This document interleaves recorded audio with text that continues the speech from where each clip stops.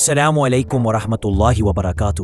آج ہم آپ کو ایک ایسا ایمان افروز واقعہ سنانے جا رہے ہیں جو رسول اللہ صلی اللہ علیہ وسلم کے زمانے میں پیش آیا اور جس نے سب کو یہ سمجھا دیا کہ حضرت بلال حبشی کی اذان کا مقام اللہ کے نزدیک کتنا بلند ہے۔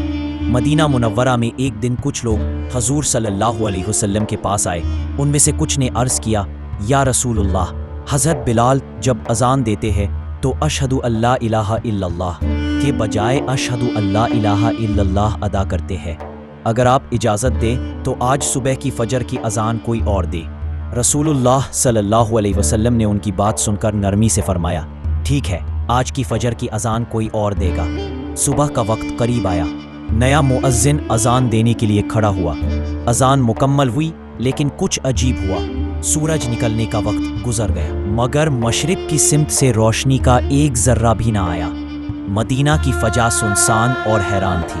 اسی وقت حضرت جبریل علیہ السلام آسمان سے نازل ہوئے اور رسول اللہ صلی اللہ علیہ وسلم کی خدمت میں حاضر ہو کر عرض کیا، یا رسول اللہ، اللہ تعالیٰ کا فرمان ہے جب تک بلال کی زبان سے فجر کی اذان نہ دی جائے صبح کا سورج طلوع اگ نہیں ہوگا۔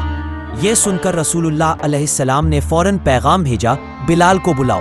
حضرت بلال آئے، وضو کیا اور بلند آواز میں اذان شروع کی، اللہ اکبر اللہ اکبر۔ جیسے ہی حضرت بلال نے اذان مکمل کی، آسمان پر نور کی لکیریں ظاہر ہونے لگی، مشرق سے سنہری شعاعیں پھیلنے لگیں اور سورج اپنی روشنی کے ساتھ طلوع ہو گیا۔